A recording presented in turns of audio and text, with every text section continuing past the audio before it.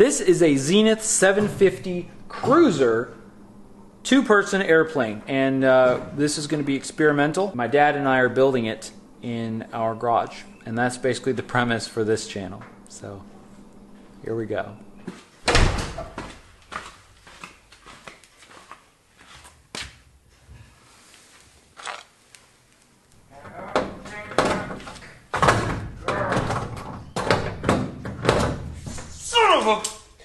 Oh, hey! Hey, you know what's a great time to do right now is let's do a little build update and show you guys what's going on, because I'm having a great time and everything's great. So come on, let me show you what's going on. Hey everybody, friends, enemies, fellow Zenith builders.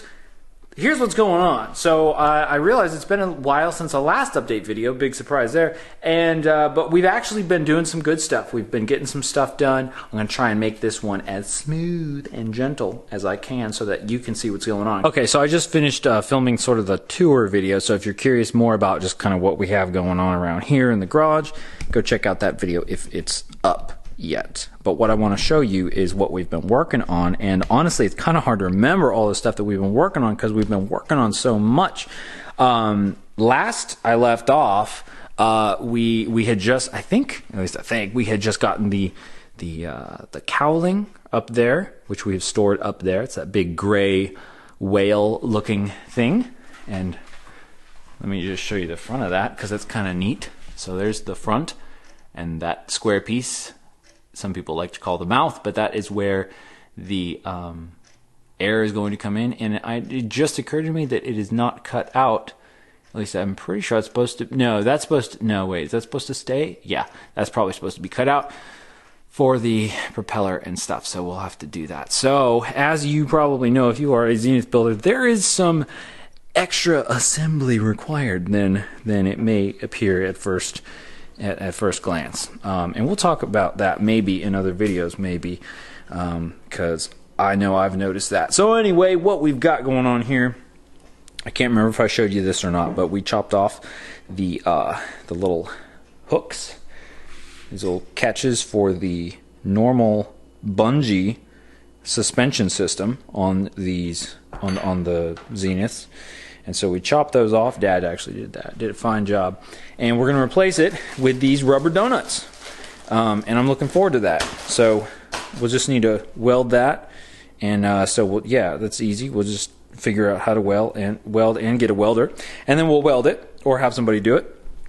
I'm being a little facetious there. It's going to be a little bit harder than it would seem because we didn't realize that we'd actually need to weld it back up. We just thought it was like you chop it off and you're good to go. But anyway, that's one of the things we have going on here. If I did not show you already, this is the engine mount. So that's what it looks like. It's got 1, 2, 3, 4, 5 mounting points on there. Speaking of the mounting points and what they mount to, the firewall, let's go have a look at the firewall, see what's going on here. So this is what we're putting in. Oh my gosh, okay. Ta-da! It's attached. I forgot. When the last update video I did, this thing was not even attached, the forward cabin. So yeah, sorry about that. I forgot. So this guy, we attached the forward cabin, or just the cabin, I guess. This would be the aft fuselage. This would be the cabin, I suppose. We got these in here, the gear strut fittings. So those are in there. They're bolted in place, torqued down, riveted. Oh my gosh, huge headache getting those in there. But I'm pretty sure that it's good. I'm pretty sure they're right and as good as they're going to get. And most importantly, safe and sufficient for the job. We riveted these in here, the side gussets as well, and we just decided to finish riveting all the rest of the stuff on the side here, including these covers for the flapper-on control rod thingies. As well, we riveted the frame also. And let me just move these. These are the seat pans. The seat pans, which actually we also had to do a lot of modification to the seat. We had to cut them down. a lot is what I mean. We didn't have to like heavily modify them, but we had to, where was it? I think it was one of them. Oh, probably this one. It's all like cut up. This one had to be cut a bit. I can't remember how we did that. I think Dad did that. I think he used a grinder, or possibly also the Olfa little scribe thingy.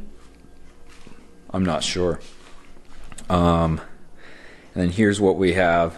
These are not riveted yet. We're going to rivet these soon when we do the whole control channel thingy in here. That's going to attach to there somewhere. I know I'm being super detailed, but that's kind of how it is right now. Right now we're focusing on this front portion here. So we got this attached. We have it riveted, bolted in place. I'll show you what it looks like on the underside there. Really nothing too interesting. Yeah, and yes, as far as I can tell from the plans, I could be wrong. Oh, and I should say, on this video, just like all of our videos, just because we do it doesn't mean you should. So, stuff you might see and it might make sense or it might not make sense, but that's the way that we did it. So this one, the skin is on the very bottom. The bottom skin is on the bottom, and the gear channel is above the bottom skin, like that. And that is how I read it in the plans. But check your plans. Okay, so then we got these guys in here, these little L brackety thingies that attach the frame here, which is also lovely, powder coated and everything, so nice. And then we have the this little piece riveted as well. Dad did a fine job with that, laying out those rivets and stuff. And then our dash, our panel, is going to go on top of that somehow. And then, let me see here. Let me get around here. So now we have our firewall up here. So we built the firewall. Can't remember if I showed you the firewall or not. But I think building the firewall was not too big of a deal. The main construction. Actually, you can see firewall completed 9/2/18. So this thing has been done for a while and sitting around. And we did actually have some people pull some rivets on here, which is kind of special, and they signed their names. So now we know who to call in case we have any problems with the airplane. See how that works? That's why you want people to help you. So let's see. We riveted this. This was all just a big pain. And the reason why this was a pain, I should elaborate more. The reason why this was a pain was because there's just so many pieces, so many different parts to line up and have all working with each other and talking to each other, and all the holes to align. Like look at all these holes. You've got all these holes in this plate here, this gusset plate. But you don't want to drill. You don't want to do these holes because these are for the baggage floor. And then it's got this long longeron right that goes along here, and you got to slide it in these cutouts right here, and here as well. These cutouts as well. And this was definitely a two-person job, so we could really only kind of test fit this and stuff the times that my dad and I were able to get together and lift this thing up. It's not that heavy, it's just really awkward because you've got these really long poles basically sticking off the ends of it, and you got to line them up, and you got to have to kind of squeeze them in place.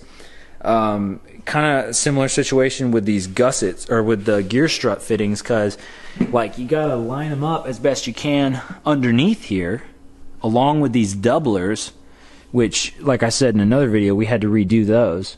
We had to redo the whole gear channel because the doublers got messed up and stuff. So it's very difficult to get everything done in the right order and like have everything match up. And one of the reasons Well, one reason is because, well, it's our first time building this plane. The other reason is because some of the information in the home built help video, John's videos, is either outdated or he just does it a different way. And so we decided to do it a different way, like from how he does it. So that could cause conflict. And then in the plans, dun dun dun, the plans that you always want to check, sometimes things can be either unclear or wrong. And so that can lead to confusion as well. And they could be wrong in the sense of they don't reflect updates. And I know, contact Zenith, and we have contacted Zenith, and I will say they've been pretty good about it. So but at the same time, they're not here. They can't get right here and assess every single situation, and we don't necessarily want to be calling them like every time we have a little problem. So anyway, that's just kind of an issue that I have with some of the stuff that goes around building that, but that's not necessarily, or building this plane, but that's not necessarily having to do specifically with this problem. And actually, there was a part I did email. Was it that one? I think it was both. It was both of them. I did email Roger, and I showed him this, and I said, oh, I drilled out a hole wrong or something. Can't even remember now. And I said, what do you think of this? And he's like, oh yeah, that looks okay. Or just drill like one more. So I did, and the spacing worked out fine. So that was helpful. So I'm definitely not trying to bash Zenith or anything. My goal for these videos is to, one, give constructive criticism or feedback to Zenith, and then also let you guys know what's actually involved, because so there's some details that get kind of smoothed over and kind of left out, maybe. In part I don't think it's in a malevolent way on Zenith's part. I think that a lot of it could just be that you kind of forget that, like, if you know how to weld and you've been welding for 20 years, you kind of forget that for somebody who's never welded a thing in their life, that might be difficult. And that's just an example. It could be anything. It could be rivets, working with sheet metal, bending stuff. Speaking of bending stuff, that's a great segue. This is one thing I've been working on, or this is what I have been working on this past week. And these are, I don't even know what they're called, honestly. They're channel, I'm going to call them forward side skin channel stiffeners. And what these are actually, they're these guys right here in the plans. By the way, don't go try and build your plane by watching, me filming the plans. That would be a terrible idea, because you just can't get the full picture. Where did that go? It was in here somewhere. I know it was here. Anyway, this is one thing that you'll find that you do a lot, is you just go through the plans and you go back and forth. And here we go. These guys right here. So the C75 F12-7. So these right here. And in case you're interested, actually I think I did make kind of a video note just for myself on how these things actually, or how I was building them. In case you're interested, maybe I will make that video. But anyway, I mean, I've built them all now, but I think I have some video from when I was doing it. Anyway, that's what goes on there. And these are actually two parts. So if you notice, I made this little extra drawing showing that. And so what you have, I'll just show you the actual thing now that I built it. What you have here is an L angle. Let me get one of these bottom ones because that's a better example, because the curve is more extreme. So what you actually have is an L angle that is on this side where my thumb is, and then you have this actually part numbered part, which is much thicker and stiffer than an L angle. And what you do is you flute the L angle. And before this, I had not really heard of fluting. It's actually not hard. So there's some good news, actually. This was one of the best things about this, actually. About this process here, is I was like, wow, I think this is actually the first time it's actually been easier than I thought it was going to be to actually flute this and get it to match. So let me show you what that looks like. This is how this goes in here, these little channel pieces that you make. And stop me if I'm being too detailed, because it's very easy to go into way too much detail. Although if you're actually building one of these, you probably can't go into too much detail. But I digress. So it goes right here, and it goes up against the skin. This is the left side. And there's a really steep curve. Like, you can see how curved this, maybe you can't. I hope you can. Can you see that? If I put it like this, you probably can. You can see, yeah, you can see how curved at the end there this is to match the curve of the skin on the aft part of the skin here. So you have to make this, and it's just kind of a pain, but at least once you do, you know, there's 6 of them, so once you do like 2 or 3, you're pretty good at it.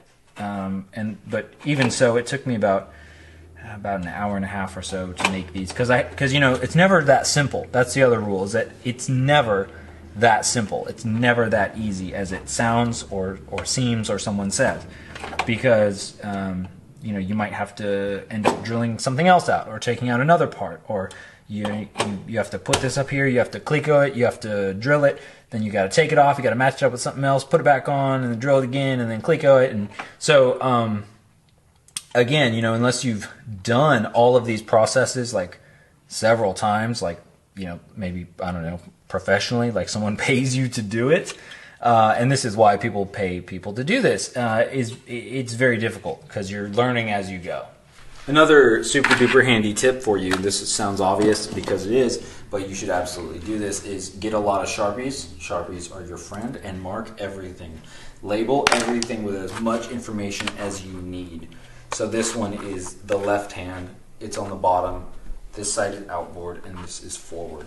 Because, oh gosh, like, if I didn't just put these stupid simple Sharpie marks on here, and I just mixed all these up together, it would just be a pain, and it would just be an unnecessary amount of time that you're spending just messing around with stuff when you know, could be building, which is what you want to do. You want to be building, but a lot of your time will be spent not building. In fact, that's, oh, sorry, I forgot the mic is over here. So, in fact, that's what I should have mentioned on the video about the tour. When I was giving the tour of the shop, what I forgot to mention was how long it actually took us to do that. So, it actually took us a long time to make the garage the way it is and get everything worked out. I mean, we were still, you know, obviously we couldn't store parts and organize parts until we got the parts. So once we got the plane, we were still organizing things, putting things where, you know, they should be, figuring out where they were supposed to be.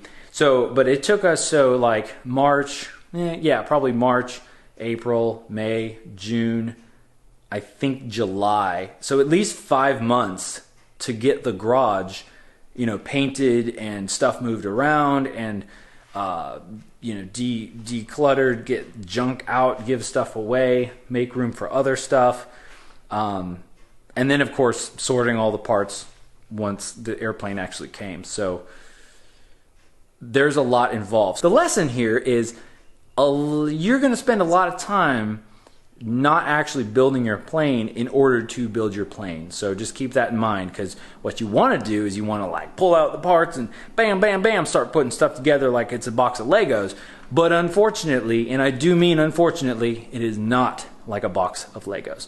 In fact, Zenith, if you're listening, do what Lego does and make like picture drawings like that for instead of, or in addition to these drawings here, because that would really, really, really help for the step-by-step. Or I should actually say in addition to the other drawings that you have that are like the, you know, like the guide book things with the pictures, because the pictures are really hard to see and stuff. So that's, you should probably call Lego. I kind of got derailed. Let's get back onto the update. Now, what makes this airplane even better is when there's an engine on the front of it, because I don't think this thing would be the best glider. So we have the engine mount, and then what I've been doing just recently, is installing the engine mounts. So the attach points. So I'm going to call these, you know, engine mount brackets or angles or something like that. And these are steel. and they're pretty hard to drill through, so keep that in mind. Go slow and use lots of bow lube. Bow lube is the only lubricant that we use for drilling things and whatnot. This is not sponsored by Bow Lube or Boeing, so please don't sue us, Boeing. But really, we do use Bow Lube, and it is especially good on steel and stuff. It seems to help the bits not overheat and just kind of keep things cooler, as well as. Well, that's basically it. It helps. So this is what I've got going on here. I've got, actually just today, I just finished drilling these. So woohoo, go Adam. I finished drilling these out to 3/16 inch for the bolts. And isn't it amazing that the only thing, sort of, well, the only things holding on your engine are just like these little bolts. Well, here and here and here and here. But that is the and that's the amazing thing about airplanes is, at some point, somebody figured out, hey, if we have a bunch of small things attaching something, it's actually like as strong or stronger than just like one big thing. It also weighs a heck of a lot less. So that's what we have going on here. I've been drilling these out, and then what we're going to do, I got to figure out the next step for drilling holes here for the engine mount, and then we're going to drill the holes here and here as well. This hole was a rivet hole, but we drilled out the rivet because it wasn't sitting, because we riveted it when we built the firewall from this side. So the stem was over here, which was getting in the way of the angle being on there flush. So the thing is, there's a big gap right there. I don't know. Yeah, you can kind of see it. There's a big gap, and I don't want that. So I'm not sure what we're going to do exactly about that hole for the rivet. I don't know. I'm not sure. I don't know if we're going to drill through this thing right there. I'd rather not.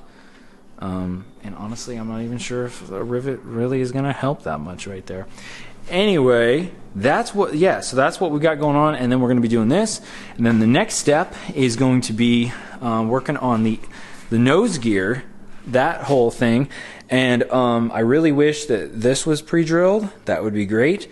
And the other fork thing. And I really wish that the plastic bearing thing that goes like on here at the bottom was also pre-drilled Zenith. That would be super great. I'm pretty sure it's not. I could be wrong, but I'm pretty sure it needs to be drilled and other things need to be done. But that will come. Okay. All right. So the last thing is the game plan right now is just to continue happily making progress on the firewall, getting that set up, getting the engine mount on there, and we have an engine. It's going to be well, it's here actually. It's in the U.S. I'm not sure if it's at the shop we're going to take it to in Georgia yet or not, but it's the UL Power 350 IS, and I don't know, honestly. I'm not sure if we're going to try and take the whole plane down there in a trailer and have them set everything up, as well as probably and like hook up all the sensors and stuff and the avionics, and do the cutouts for the panel, or if we're going to bring the engine back here and I'm just going to hook it up myself. But I'm not sure, because that I'm not super familiar. But at the same time, I hate the idea of taking this thing on the highway in Georgia, because we all know how Georgians drive, right? I'm just kidding. I have no idea how they drive. Well, thanks for hanging out with me here in the garage and letting me talk a bunch and give you an update. This was probably almost unbearably long, but that's the way it goes. So if you have comments or if you have questions, I don't want just comments, honestly. I don't want just like random like, oh, that's not the way I would do it. It's like, well, okay. But I mean, if you have constructive comments and if you have questions or something like that, leave them in the comments below. I make no promises about answering them. I may or may not. I'm not sure. I might be out here working on this thing.